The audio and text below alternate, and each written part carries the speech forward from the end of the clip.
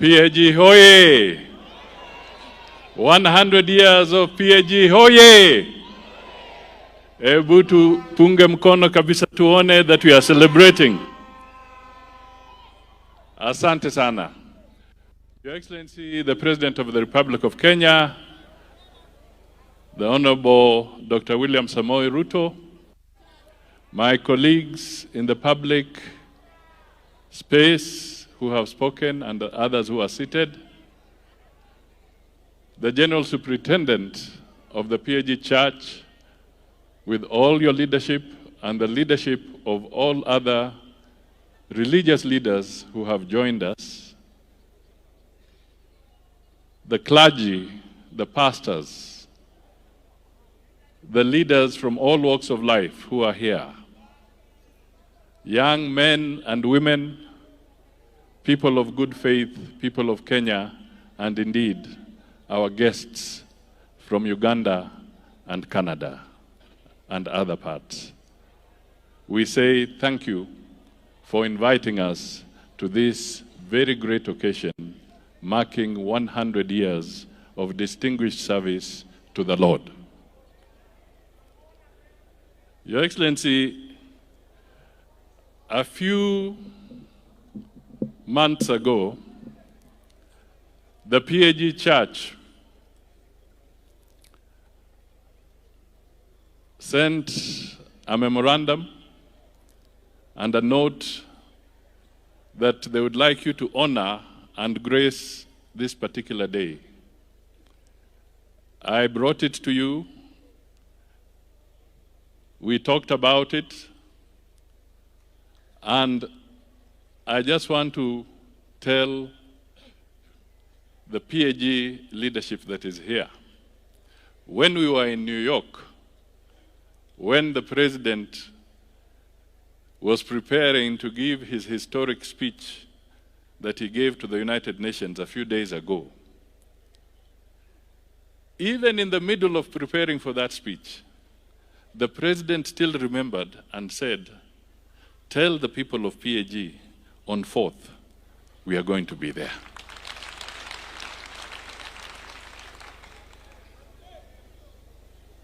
I was taken aback a little bit, wondering, are we distracting him from his focus? But it seems in a way, you PAG people were giving him focus, even in New York. Because as a Kenyan who is responsible for matters of foreign affairs, I want to tell you, people of PAG, people of Kenya, when the President spoke in New York, he did not just speak for Kenya, he spoke for Africa. He gave an extremely powerful speech, speaking to the issues that range from the smallest individual to matters of cross-border relations and international relations. He did us proud. So we want to thank the PAG for bringing an eloquent speaker from Uganda who has really spoken.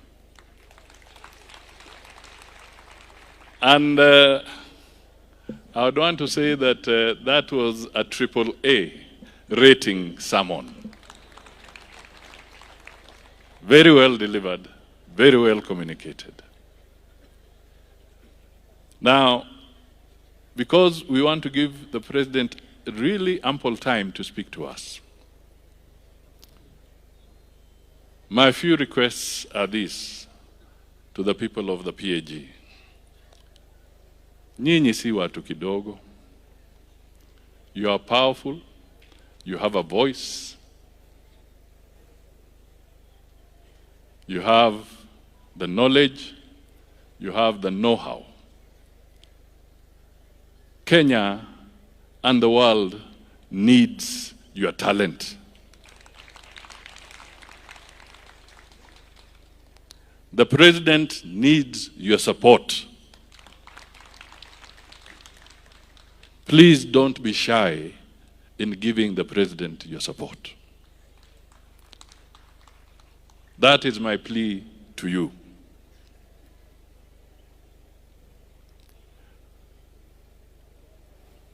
The absence of peace is chaos. The absence of order is disorder. And those who listened carefully to our speaker from Uganda, he says in the 70s he spent time in Nyang'ori because disorder and chaos had forced him to do so. Let us not take anything for granted as citizens of this country. Let us work with the president. He's involved, I can tell you, in a lot of peace efforts in the region, in the Horn of Africa. Kuna mambo mengi yanafanyika mabaya. Kujaribu kuweka kila mtu pamoja ni jambo la muhimu sana, na ndio kwa sababu tunasema tuungane, tufanye kazi pamoja.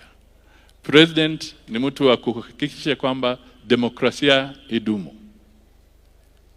Yeye anaamuka kila siku, wewe tafakari kama ungekuwa yeye.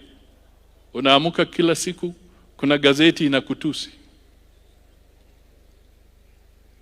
Kuna gazeti ina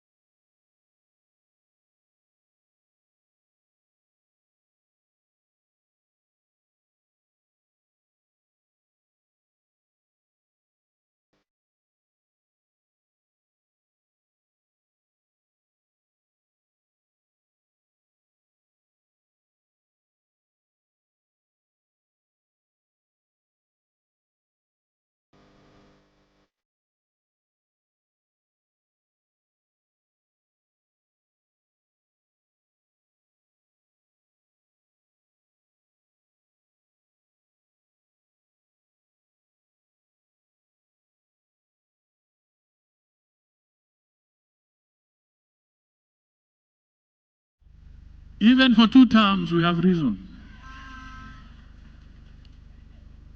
Kwa hivyo mimi hapa nataka niwasihi tafadhali, tukimsikiza Mheshimiwa Rais wa Jamhuri ya Kenya, ndugu na dada, let us be serious because Kenya must be one. Mheshimiwa William Ruto coming together with Raila and saying that let us work in spite of the competition we had, it is reason. It is logic. It is not convenience. There's a difference between convenience and logic. It is logic. It's because it is necessary for the country to unify. So, PAG, you have the largest number of ordained women for any religious grouping. 2,800 women ordained.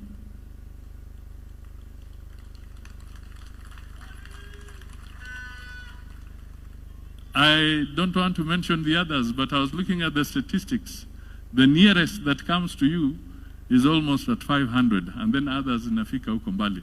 The number of ordained women in PAG is huge. And Mr. President, next year, the women of PAG, 3,000 of them, the leadership, the ordained that I'm talking about, are going to have their huge conference of women.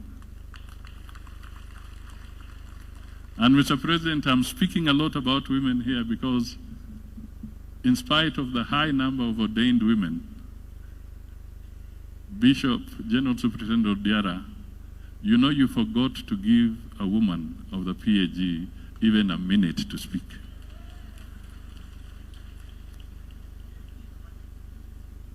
Apart from the wife, our good lady, you actually forgot your other women.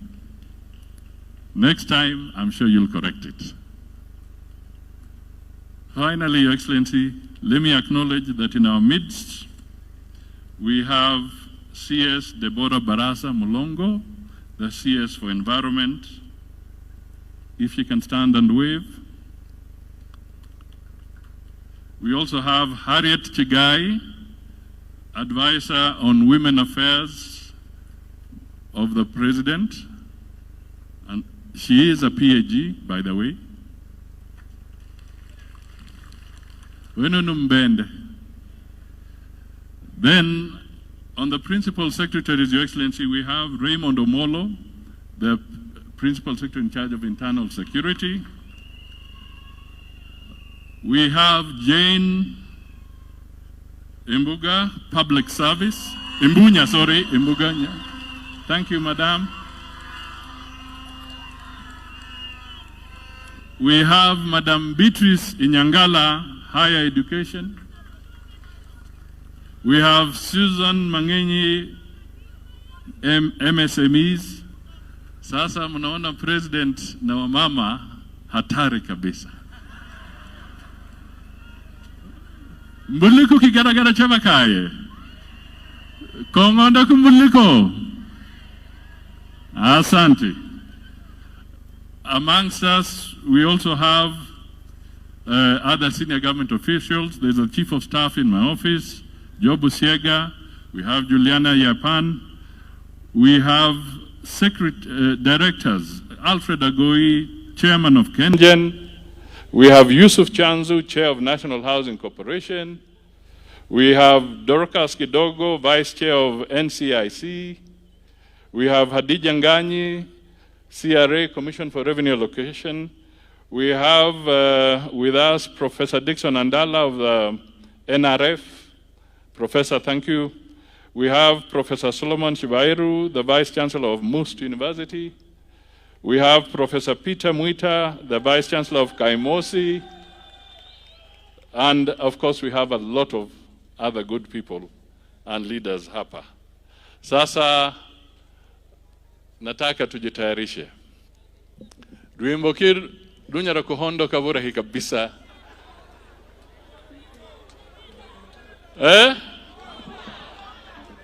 Duimboki? Duindumba? Buhatanga? Darinda bofua. Aya, numusingiri indumbi behai. Indumbi behai. Reti indumba hambiriaha. Vagoti. Haya. Kutange bwangu. Darinda bofua.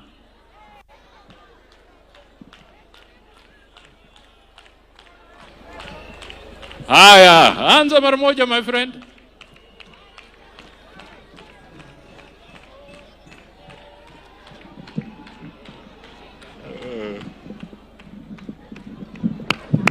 Asanteni sana. Makono ne birenge karono sangara ngambo. Ndalinenda bofa makono ne birenge.